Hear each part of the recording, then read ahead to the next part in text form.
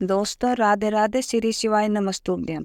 दोस्तों आज मैं आपको कौशिक जी महाराज के द्वारा अगहन मास के बारे में बता रही हूँ। उनके शब्दों को अपनी वाणी के द्वारा बता रही हूँ। दोस्तों चैनल को लाइक और सब्सक्राइब करना मत भूलना।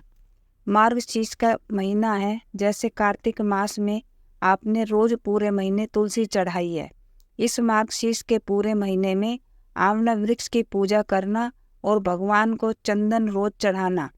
दीप तो जलाना ही है। आंवले की पूजा रविवार के दिन जल मत चढ़ाना, आंवले को सींचना मत। वैसे पूजा वंदन कर सकते हैं। आंवले की परिक्रमा 4 लगती हैं और आपके सब पुण्य अक्षय हो जाएंगे। मार्गशीर्ष में आंवले की बड़ी महिमा है। माघ के महीने में बेल वृक्ष की महिमा है। बैसाख के महीने में जल पिलाने की बहुत बड़ी महिमा है। मार्गशीर्ष के महीने में भंडारे की अन्न की बहुत बड़ी महिमा है। वाराह पुराण से गुरुजी ने बोला है, साग सब्जियों का दान करने की बहुत बड़ी महिमा है। माघ के महीने में माता शाकंभरी बहुत खुश होती है। किसानों की फसल पर ओला नहीं पड़ेगा, फसल सूखेगी नहीं। भगवान अर्जुन से कहते हैं, अर्जुन मुझे मार्गशीर्ष का महीना बहुत प्रिय लगता है, जिसे हम अगहन के नाम से जानते हैं। यह महीना साधारण नहीं है। यह महीना वो महीना है जिस महीने में माँ एकादशी प्रकट हुई थी। माँ एकादशी इसी महीने में प्रकट हुई थी। इस महीने में भगवान श्री राम जी का विवाह उत्सव मनाया जाता है और इसी महीने में वृंदावन में भगवान बांके बिहारी जी महाराज प्रकट हुए हैं।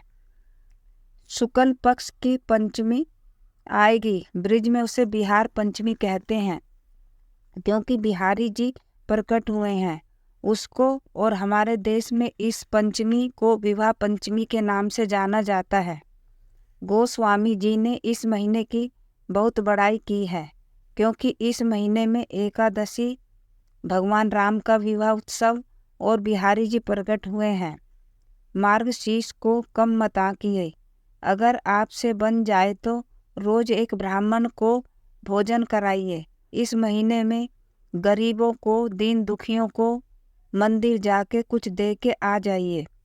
आंवला अपने गमले में लगा लीजिए या आसपास कहीं हो तो सुबह ही एक दिया जला के आ जाओ।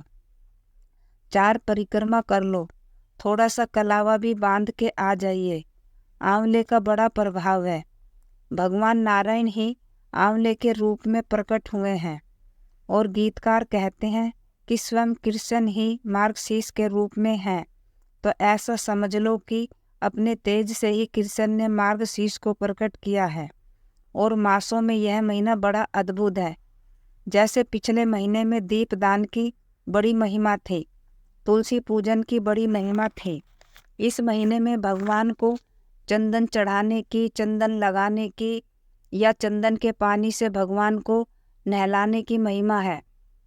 चंदन तो बहुत पुण्य देता है, सभी पापों को जलाकर राख कर देता है।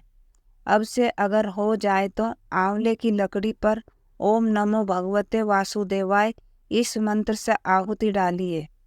रविवार को छोड़कर आंवला रोज खाते रहिए। डायबिटीज नहीं है तो मीठा आंवला भी चलेगा, नहीं तो डायबिटीज बढ़ जाएगी।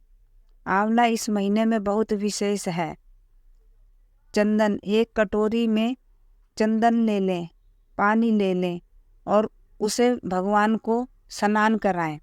पंचामृत से आप स्नान कराते ही हो, लेकिन उसके बाद चंदन से करें। दोस्तों चैनल को लाइक और सब्सक्राइब करना मत भूलना।